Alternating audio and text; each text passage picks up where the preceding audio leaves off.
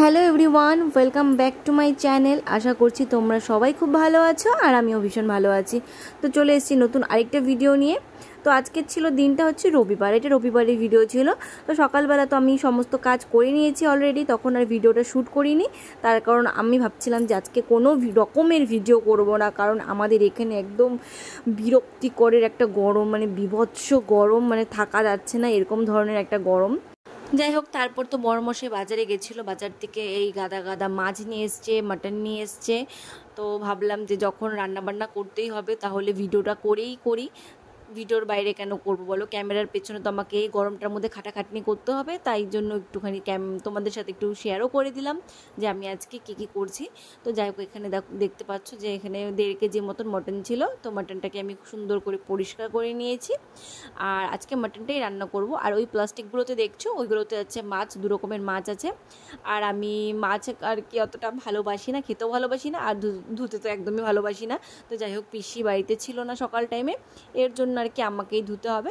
বাজার থেকে যদিও ও মাছগুলোকে সুন্দর করে আঁশ ছাড়িয়ে নিয়ে এসেছিলো, কিন্তু তাও একটু লেগে থাকে না, এর জন্য আর কি ভালো করে পরিষ্কার করে নিচ্ছিলাম। আর এগুলো কী মাছ বলো তো, এগুলোকে বলে হয় আমাদের এখানে ফ্যাসা মাছ। খেতে কিন্তু খুবই টেস্টি হয়, মানে প্রচুর কাটা থাকে। মানে আমি মাছ খাই খুব মুড অনুযায়ী, আমার ইচ্ছে করলে খাই, না করলে খাই না। তো আমি বরকে বলেছিলাম যে আমার এই মাছটা খেতে ইচ্ছে করছে, তুমি একটু এই মাছটা নিয়ে এসো। আর এই প্লাস্টিকটাতে দেখতে পাচ্ছ এগুলো কাতল মাছ নিয়ে এসছে, আর কাতল মাছের মধ্যে না প্রচুর ডিম হয়েছিল। তো আমি ডিমটা আবার ভালোবাসি খেতে, মানে ওটাও আবার মুড অনুযায়ী, মানে মাছের গন্ধটাই কেন জানি না সহ্য হয় না এখন, মানে হঠাৎ যখন ইচ্ছে হলে খেলাম আর না হলে খেলাম না। কিন্তু আমি কিন্তু মাংস ভীষণ ভালোবাসি। কে আছো তোমরা বলো তো যে মাছ খায় না কিন্তু মাংস খায়? আমি আছি, আমি মাংস খাই, কিন্তু মাছটা আর কি অত একটা খাই না। আগে খেতাম মাছ, কিন্তু বিয়ের পর থেকে না মাছ খাওয়াটা না কীরকম জানি চলে গেছে, মাছটা আমি মানে খেতে পারি না। যাই হোক, আমি আস্তে আস্তে মাছ টাছগুলো সমস্ত কিছু পরিষ্কার করে নেব।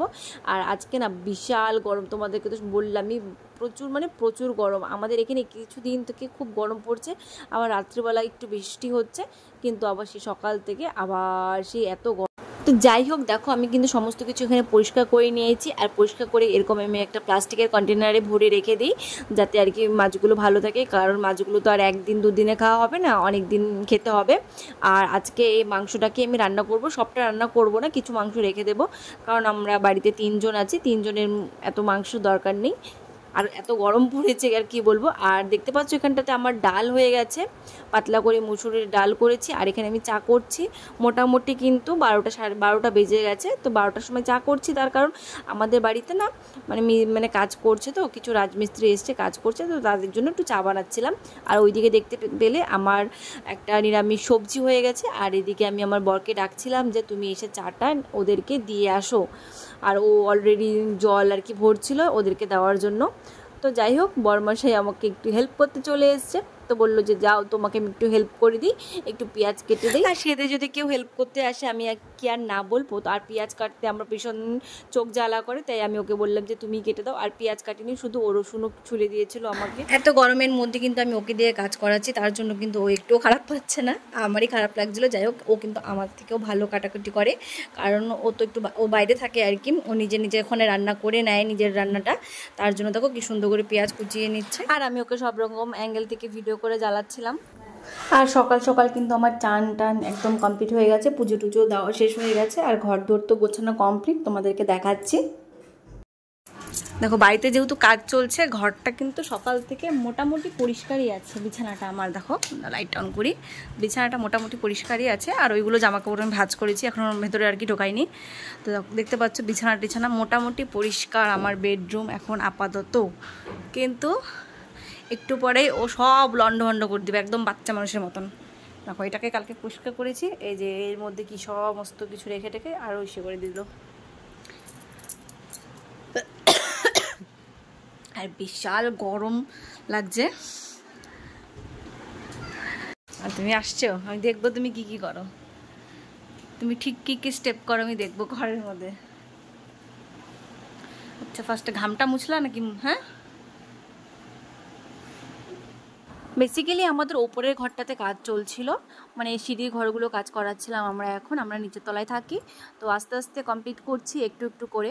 তো সিঁড়িগুলো কিন্তু অনেক দিন থেকে খোলা রয়েছিল আমাদের, তো এখানে ইট গাঁথনি হচ্ছে সিঁড়িগুলোতে। আর দেখো আমি এই সাইড দিয়ে আমি গেছিলাম একটু এমনি আর কি ফার্স্টে আমি করছিলাম। তো এই ঘরটা দেখো, এই ঘরে ওপরে ঘরে এটা 1 নাম্বার রুমটা আমাদের। তো এটা আমাদের রুম হবে না, এটা হচ্ছে পিসির রুম হবে। তো এখনও প্লাস্টার এগুলো হয়ে গেছে, এখনও পুট্টি করা বাকি আছে, আর নিচে ফ্লোরিং করা এখনও বাকি আছে। আর দেখতে পাচ্ছ আমি জানালাগুলোকে দেখাচ্ছিলাম যে টেনে টেনে আমার নিচের ঘরে জানালার কাজগুলো আর কি একটু উল্টো পাল্টা করে লাগানো হয়েছে, আর এগুলো একদম প্রপার ঠিকঠাক করে লাগানো হয়েছে। আর এটা হচ্ছে পিসি রুমের অ্যাটাচড বাথরুম হবে, এটাও আর কি প্লাস্টার করা হয়ে গেছে, কিন্তু এটাতেও কোনো কাজ এখন কমপ্লিট হয়নি। তো এখন তো জাস্ট দেখালাম গাঁথনিগুলো হচ্ছে সিঁড়ির ঘরে, তো আস্তে আস্তে সমস্ত কাজ কমপ্লিট হবে। তো ওই দেখো এখানটা তো উপরে একটুখানি গাঁথনিটা উঠেছে। ওকে বললাম যে রসুনটা ছুলে দিতে, পেঁয়াজটা কাটলো সুন্দর করে, আর বেসিনটাকে একদম কি হাল করে দিয়ে গেল, আর রসুনটা ছুললো না। আমি বললাম যে রসুনটা ছুলে দিতে, আমি নখগুলো কেটেছি, নখগুলো ছোট ছোট আমার না, আর দেখতে পাচ্ছ কি হাড়ে ঘামছি আমি, দেখো মানে খুব গরম। তো ঝটাপট আমি রান্নাটা করে নিই। এই দেখো পেঁয়াজগুলো কেটেছে এখানটাতে, পেঁয়াজগুলো বেশ ভালোভাবেই কেটেছে। এই যে রসুনগুলো আমি কাটবো এখন, আর রান্নাটা তাড়াতাড়ি করে নিই। এখন শুধু মাটনটা করবো, তাহলেই হয়ে যাবে।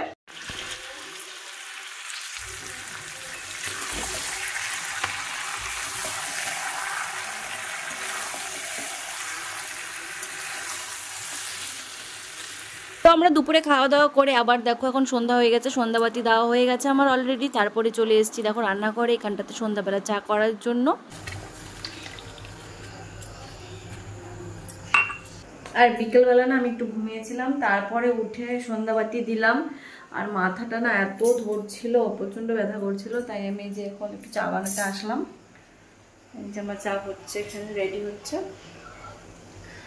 চোখ মুখ দেখে বোঝা যাচ্ছে না শরীরটা কত খারাপ, প্রচণ্ড মাথা যন্ত্রণা করছে। দেখি একটু চা খাই, চা খেলে ভালো লাগে কিনা।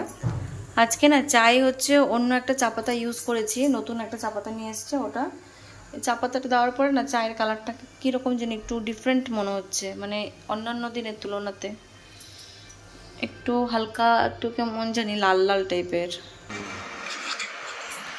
বড় শরীরটা ভালো না, ওর মনে হয় জ্বর এসছে, সর্দি ওর অনেক।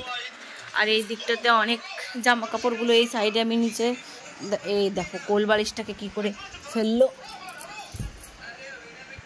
বুঝলি না। বিছানাটা যখন শয়, এই জামা কাপড়গুলো ভাঁজ করা আছে, আর কিছু জামা কাপড় ভাঁজ করা নেই, ওগুলো ভাঁজ করতে হবে।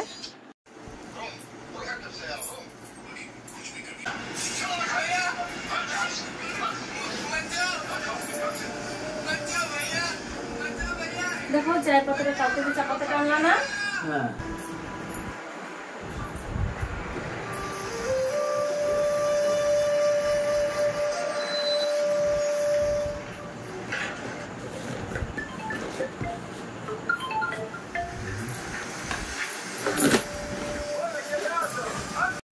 তারপর আমরা চা খাচ্ছি দুজনে মিলে।